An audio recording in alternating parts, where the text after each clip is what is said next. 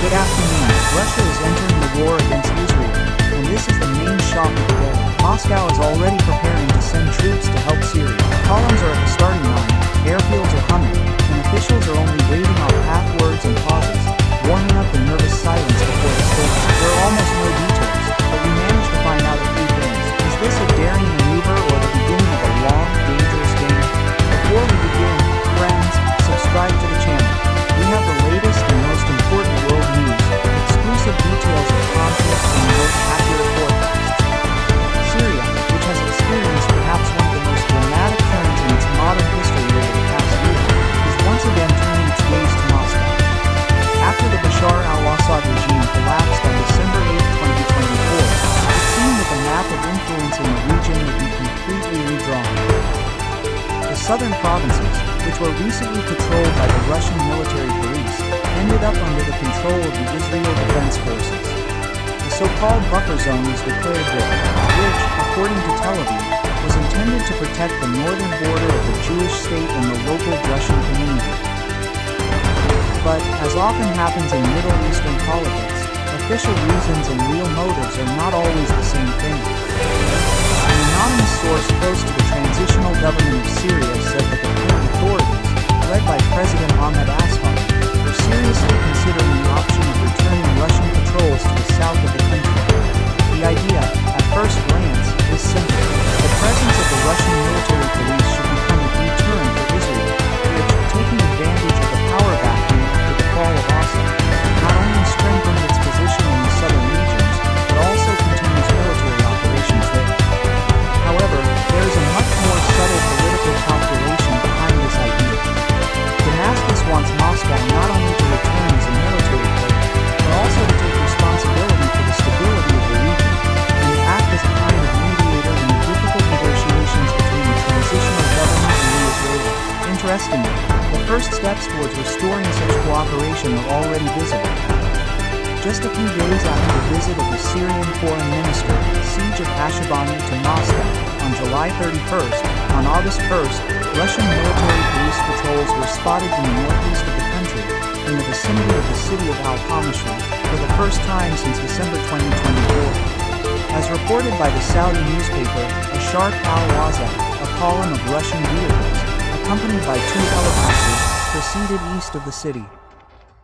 This region, located on the border with Turkey, is formally controlled by the Kurdish Alliance of Democratic Forces of Syria, SDF. And here another intrigue arises. The patrol was carried out without the participation of SDF representatives. This is important because the Kurds are still arguing with the new government about the status of their autonomous territory. An anonymous source in Damascus emphasizes that Russia's increased activity in the Al-Qamishli area is a direct result of the establishment of contacts between Moscow and the transitional government.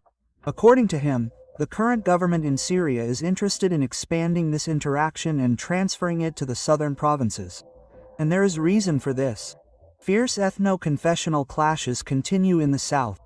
Israel remains the main external force, and local residents are increasingly expressing dissatisfaction with a protracted instability. Meanwhile, Russia has retained key military facilities in the country.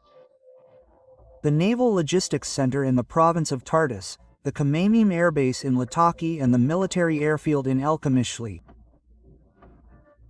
These bases are not just symbols of military presence, but also real strategic levers that Moscow, apparently, is not going to give up. Moreover, according to Reuters, Israel directly said in negotiations with the United States back in March of this year that it wanted to keep Russian bases in Latakia and Tartus. The reason is simple and pragmatic. If Russia leaves, they could be occupied by Turkey, and for Israel, Ankara is one of the most dangerous regional competitors. But how ready is Israel for the return of Russian patrols to the south? According to the source, in Israeli structures this question will depend on many factors. Among them are the content of future agreements between Russia and Israel, as well as Moscow's position on the new Syrian government. Before the fall of the siege regime, the presence of Russian troops in the south suited Tel Aviv. Then their task was to prevent the deployment of pro-Iranian groups near the Israeli borders. But even with all the interest, this task remained extremely difficult. After all, during the siege, many pro-Iranian formations formally became part of the Syrian army and special services, where the Syrian troops end and the forces affiliated with Iran begin. The question was and remains open. The situation, meanwhile, remains extremely tense. Israel still insists on the demilitarization of the territory from its borders to the southern outskirts of Damascus and is clearly not thrilled with the appearance of armed units in this zone of the new Syrian government. At the same time, Damascus is convinced that Russian patrols could play the role of not only a military stabilizer, but also a political guarantor, which is capable of calming Israeli fears and at the same time strengthening the position of the transitional government. This entire diplomatic and military mosaic comes together to form a picture where Russia once again finds itself at the center of Middle Eastern intrigue. On the same board are Israel, Turkey, the Kurds, transitional Syria, and Iran. Any wrong move could change the balance of power in the region, and any successful one could secure Moscow's status as a key arbiter. And, judging by the current dynamics, events will develop quickly. Syria has already made the first step, making it clear that it awaits the Russian military back in the south. Russia is acting cautiously for now, limiting itself to patrols in the northeastern part of the country and checking the reaction of all interested parties. Israel is holding a pause, but behind the scenes, a game of preemption is already underway, which means that the most interesting things are yet to come. And it is possible that in the coming months we will witness a new round of the big Middle East deal, where Russian patrols will become not just a military measure, but an element of a large political combination capable of determining the future of Syria for years to come. If Russia really decides to return to the southern provinces of Syria, the consequences of this step will be felt not only in Syria itself, but also far beyond its borders. Firstly, it will be a signal that Moscow intends not only to hold on to existing military facilities, but to expand its presence in the region, strengthening its positions on the line of direct contact with the interests of Israel. For Damascus, this will be an important symbol of the restoration of statehood and a demonstration that the transitional government is capable of enlisting the support of a serious ally. For Russia, an opportunity to reassert itself as a key player capable of influencing the balance of power in one of the most explosive regions of the world. Israel will most likely react to the return of Russian patrols with cautious distrust. Formally, Tel Aviv could welcome the step if it helps prevent pro-Iranian forces from penetrating deep into southern Syria. However, in practice, everything will depend on what specific agreements Russia concludes with Damascus and what guarantees it gives to Israel. Tel Aviv will not want to find itself in a situation where the Russian presence becomes a cover for strengthening Iranian influence, even if it is formally denied. Here, the eternal dilemma comes into play: to cooperate with Moscow to contain Iran or to try to act independently, risking a face-to-face confrontation with the Russian military presence. There is another nuance. If Russian patrols appear in the south, Israel will effectively lose the ability to operate there. Without looking back, today, the Israel Defense Forces can conduct operations on Syrian territory, relying on the created buffer zone and the absence of serious external players. With the appearance of Russian columns, any airstrike or ground operation will require much more complex diplomatic agreements or will be fraught with direct incidents with Moscow, which Israel clearly wants to avoid. On the other hand, Israel understands that Russia's presence can be beneficial as a stabilizing factor.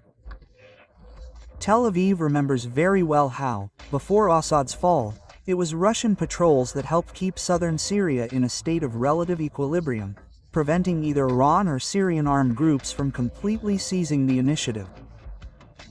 In this logic, the return of Russian forces could be perceived as a chance to freeze the situation, maintaining the current status quo, albeit with certain restrictions for the Israeli army.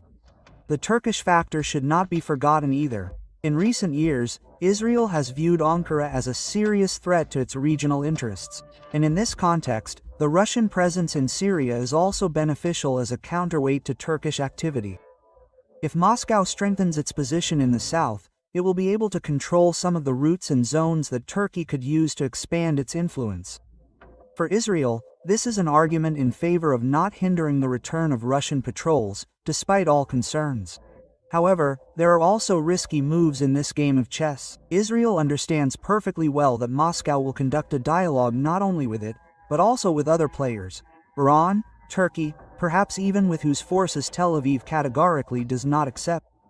This means that any strengthening of Russia in the region will simultaneously mean strengthening its negotiating capabilities, which may work against Israel's interests in the long term. And yet, the likelihood that the parties will find a common language is quite high. Israel and Russia have repeatedly demonstrated their ability to agree on tactical issues, especially when it came to preventing direct clashes. If Moscow offers a clear mechanism for coordinating actions and guarantees that southern Syria will remain free of pro-Iranian formations, Israel may not only come to terms with its return, but also use this factor to its advantage. In this case, the return of Russian patrols will not be a step towards confrontation, but an element of a new, fragile, but working system of regional balance. If you liked the episode, like and subscribe. Remember, we always inform earlier and more clearly than anyone else. Until the next videos.